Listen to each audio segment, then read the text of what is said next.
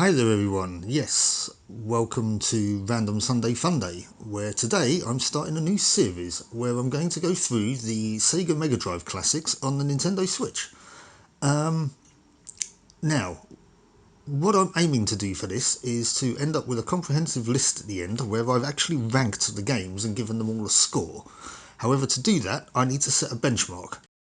Now, the game I have in mind, I already know what I'm going to give it as a score, but we're going to play through a bit of it anyway, because it is actually a great game and it's one of my favourite games on the console. Now, let's come over to our game selection. You can see one of the posters for it already, and if you know me at all, you'll know which one I'm talking about. It is, of course, Golden Axe. Golden Axe, not Galaxy Force. Golden Axe. Now, I absolutely adore this game. I think it's fantastic. It's one, in my opinion, it's one of the best games on the Mega Drive. But we are going to use this as a benchmark. So let's pop it in and see why I think it's so great. Now, this is obviously based on an arcade game, and I always move these characters round the wrong way, but I'm going to be Tyrus Flare. We've got Axe Battler with the sword up in the top left and Gilius Thunderhead the dwarf with the axe on the right, but we're going to go with Tyrus Flare because, I mean, she's quick, but she has the best magic, and she has fire magic, and that involves dragons and stuff, and again, if you know anything about me, you know I love dragons, so we're not getting off to a good start here though.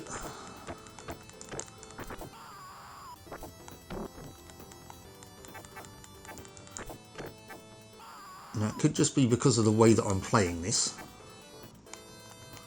There seems to be a slight bit of lag with the controls. Right, get out of here. Right, I'm going to show you some magic. Go away. It's a bit of a waste, I know, but I'm going to use it anyway. Wow, anybody would think I didn't know how to play this game by the way I'm playing at the moment.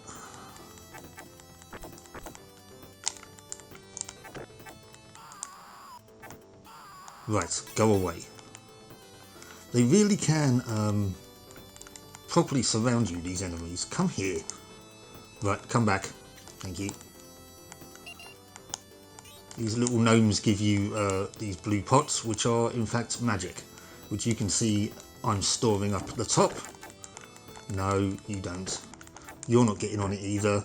Now, these guys are going to be obsessed with trying to get onto this cockatrice, which is in fact what it is. It is a cockatrice. I got my arse handed to me just now. I am so out of practice. I mean, I could get on the thing, but I'm not a real fan of them, so I don't really want to. Oh my lordy, I am getting my arse handed to me. As I say, there is a slight, okay, come here, a slight delay in my inputs. It's not massive, but it does affect timing. Right, now you want to go up the top there first, because otherwise you can't get all the pots that are going to be available to you, because you can't jump back up onto the ledge after you've taken this guy out. But anyway, right. Oh, bugger, I didn't mean to do that. I definitely pushed the wrong button there. That's going to make an encounter in a minute somewhat more tricky, but anyway.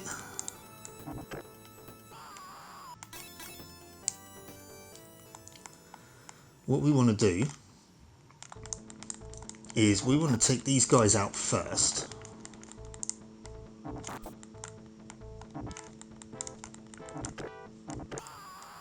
And we can aggro the bosses. That's fine.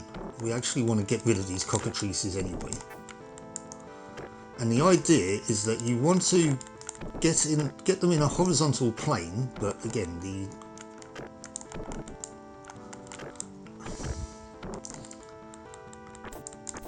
the delay is really working against me here. You want to get them in the same horizontal plane and then just run and charge at them.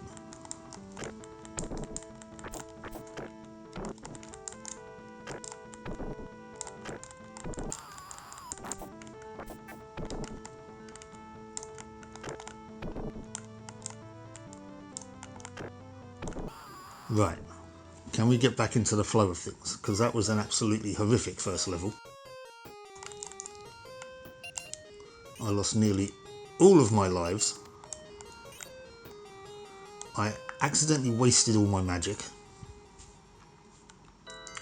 Right, we're not going to worry about the storyline here. Basically what the deal is that Death Adder has turned up to the land and has captured the king and his daughter, the princess, and is holding them hostage. So go away. So basically we're off to rescue the king and the princess and defeat Death Adder. Nice try, dude.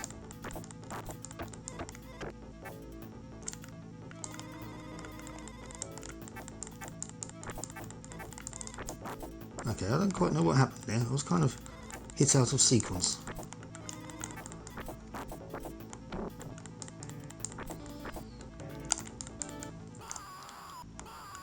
Right. Oh, no, do not hit the villagers. They haven't done anything to you, Tyrus. I know you're annoyed because this adventure is not going as well as you'd hoped. But don't take it out on the villagers, it's not their fault. The player's incompetent.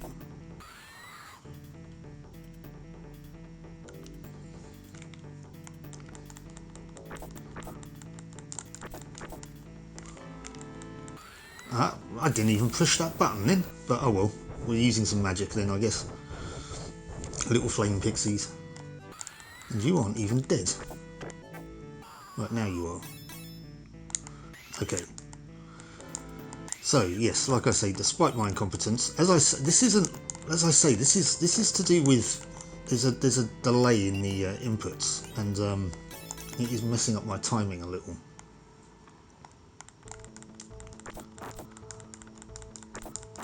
Now we want to take this guy. We're standing a little bit further away from him, so our combos don't actually.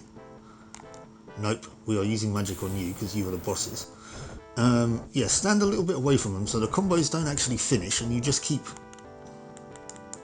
hitting them. And that didn't quite work there. Wow.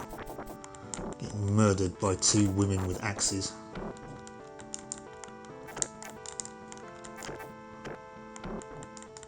This is not the way I wanted to spend a Sunday.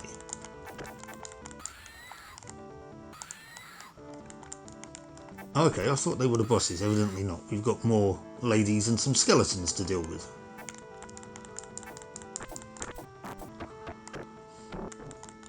I have not played this in quite some time, it seems. Now, this dragon is different to the one I was on just now, because this dragon actually shoots a fireball across the screen. Well, I'm not going to be able to show you because it ran off.